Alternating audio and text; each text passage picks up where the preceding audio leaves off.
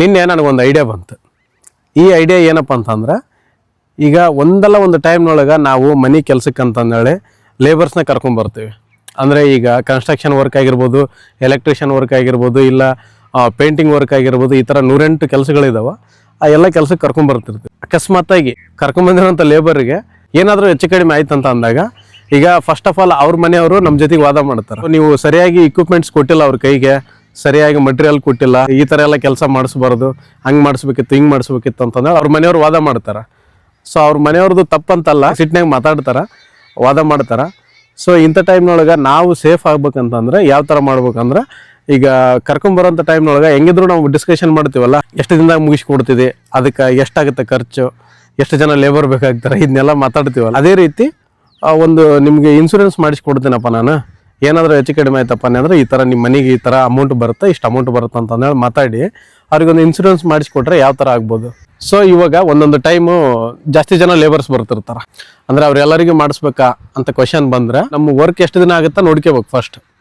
ಈಗ ಒಂದು 8 ಜನ ಕೆಲಸಕ್ಕೆ ಬರ್ತಿರ್ತಾರೆ, 8 ಜನಕ್ಕೂ ಇನ್ಶೂರೆನ್ಸ್ ಮಾಡಿಸ್ಬೇಕಂತಂದ್ರೆ ಈಗಿರೋ ಪ್ರೀಮಿಯಂ ನೋಡಿದ್ರೆ ಕೆಲವೊಂದು 1000 ರೂಪಾಯಿ ಒಳಗಡೆನೆ ಬರ್ತಾವ. ಅವ್ರ ಜೊತೆಗೆ ಮಾತಾಡ್ಕೋಬೇಕಾಗತ್ತೆ. ಒಂದೊಂದು ವರ್ಷಗಟ್ಟಲೆ ಕೆಲಸ ನಡೆದವಪ್ಪ ಅಂತಂದ್ರೆ ಅಂಥ ಟೈಮ್ನೊಳಗೆ ಯಾರಿಗೇ ಆಗಲಿ ವಜಾ ಆಗ್ತೈತೆ. ಅಂಥ ಟೈಮ್ನಾಗ ಏನು ಮಾಡ್ಬೇಕು, ಒಂದು 6 ತಿಂಗಳು 4 ಕಟ್ಟದ್ನಪ್ಪ, ಉಳಿದಿದ್ದು 6 ತಿಂಗಳು ನೀವು ಕಟ್ಟಿಗೆರಿ, ಈ ಥರ ಇನ್ಶೂರೆನ್ಸ್ ಮಾಡಿಸೀನಿ, ನಿಮಗೂ ಸೇಫ್ ಇರ್ತೈತೆ ಅಂತ ಅಂದೇಳಿ ಹೇಳಿದ್ನಿ ಅಂದ್ರೆ ಮುಂದೆ ಅವ್ರಿಗೂ ಕೂಡ ಇದ್ರ ಬಗ್ಗೆ ಅವೇರ್ನೆಸ್ ಮೂಡಿದಂಗೆ ಆಗ್ತೈತೆ, ಅವ್ರ ಫ್ಯಾಮಿಲಿಗೆ ಕೂಡ ಸೇಫ್ ಇರ್ತೈತೆ.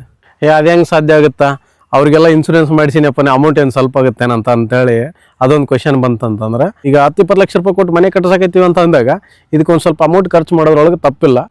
ನಮ್ಮ ಬಗ್ಗೆನೂ ಯೋಚನೆ ಮಾಡ್ಬೇಕಲ್ಲ, ಯಾಕಂದ್ರೆ ಈಗ ಮನುಷ್ಯ ಅಂದಮೇಲೆ ಫಸ್ಟ್ ತನ್ನ ಬಗ್ಗೆ ಯೋಚನೆ ಮಾಡ್ತಾನಲ್ಲ, ಅದೇ ರೀತಿ ಅವ್ರ ಫ್ಯಾಮಿಲಿಯವ್ರಿಗೂ ಸೆಕ್ಯೂರ್ ಇರ್ತೈತಿ ಅದು. ಸೊ ಹಂಗಾಗಿ ಈ ಥರ ಮಾಡಿದರೆ ಹೆಲ್ಪ್ ಆಗ್ಬೋದು ಅಂತಂದೇಳಿ ನನ್ನ ಅನಿಸಿಕೆ. ಇವಾಗ ನೀನೇನು ಹೇಳಿದೆ, ಅವರಿಗೆ ಇನ್ಶೂರೆನ್ಸ್ ಕೊಡೋಕೆ ಮುಂದೆ ಬರೋರು ಯಾರು ಅಂತಂದೇಳಿ ಕ್ವೆಶನ್ ಬಂದರೆ, ಈಗ ಅವ್ರಿಗೆ ಇನ್ಶೂರೆನ್ಸು ನಿಜನೇ. ಯಾಕಂತಂದರೆ ಕೆಲವೊಂದು ಇನ್ಶೂರೆನ್ಸ್ ಕಂಪ್ನಿಗಳು ಅವ್ರಿಗೆ ಎಜುಕೇಷನ್ ಇಲ್ಲ ಅಂತಂದರೆ ಇನ್ಶೂರೆನ್ಸ್ ಕೊಡಲ್ಲ. ಆಲ್ಮೋಸ್ಟ್ ಕಾರ್ಮಿಕರೆಲ್ಲ ಸ್ವಲ್ಪ ಕಡಿಮೆ ಓದಿರ್ತಾರಲ್ಲ, ಹಂಗಾಗಿ ಅವರಿಗೆ ಇನ್ಶೂರೆನ್ಸ್ ಕೊಡೋಕೆ ಯೋಚನೆ ಮಾಡ್ತಾವೆ ಕೆಲವೊಂದು ಕಂಪ್ನಿ, ಮುಂದೆ ಬರಲ್ಲ. ಅಂಥ ಟೈಮ್ನೊಳಗೆ ಏನು ಮಾಡೋಕ್ಕಂತಂದರೆ, ಈಗ ಅಂಚೆ ಕಚೇರಿ ಪೋಸ್ಟಲ್ ಅಂತೀವಲ್ಲ, ಅದ್ರೊಳಗೆ ಆಕ್ಸಿಡೆಂಟಲ್ ಡೆತ್ಗೆ ಕೆಲವೊಂದು ಸ್ಕೀಮ್ಸ್ ಇದಾವೆ. ಆ ಥರ ಸ್ಕೀಮ್ನೊಳಗೆ ಪರ್ಚೇಸ್ ಮಾಡ್ಬೋದು. ಇಲ್ಲ ಅದೂ ಇಲ್ಲಪ್ಪ ನನಗೆ ಕೆಲಸ ಆಗೋಲ್ತು ಅಂತಂದ್ರೆ ಪ್ರತಿಯೊಂದು ಬ್ಯಾಂಕ್ನೊಳಗೂ ಅಪಘಾತ ವಿಮೆ ಅಂತಂದೇಳಿ ಎಲ್ಲ ಬ್ಯಾಂಕ್ನೊಳಗೂ ತಂದಿದ್ದಾರೆ. ಸೊ ಅವ್ರ ಜೊತೆಗೆ ಮಾತಾಡ್ಕೊಂಡು ಆ ಥರ ಒಂದು ಮಾಡಿಸಿದ್ರೆ ಅವ್ರಿಗೆ ಯೂಸ್ ಆಗ್ತೈತಿ, ನಾವು ಸೇಫ್ ಆಗ್ತೀವಿ. ಅಂದರೆ ಇದು ಐಡಿಯಾ ಅಷ್ಟೇ. ಇದ್ರೊಳಗೆ ಏನಾರು ಇತ್ತಪ್ಪ ಅಂದ್ರೆ ಹೇಳ್ರಿ, ನಾನು ಕಲ್ಕೊತೀನಿ. ನಿತ್ಯ ವಿದ್ಯಾರ್ಥಿ ನಾನು, ಪ್ರತಿಯೊಂದು ಕಲಿಯೋಕೆ ಟ್ರೈ ಮಾಡ್ತಿರ್ತೀನಿ. ಏನಾರು ಇತ್ತಂದ್ರೆ ಹೇಳ್ರಿ ಕಮೆಂಟ್ ಮುಖಾಂತರ, ಅದನ್ನೆಲ್ಲ ಸೇರಿಸಿ ಇನ್ನೂ ಸ್ವಲ್ಪ ಇಂಪ್ಲಿಮೆಂಟ್ ಮಾಡಿ ವಿಡಿಯೋ ಮಾಡ್ತೇನೆ.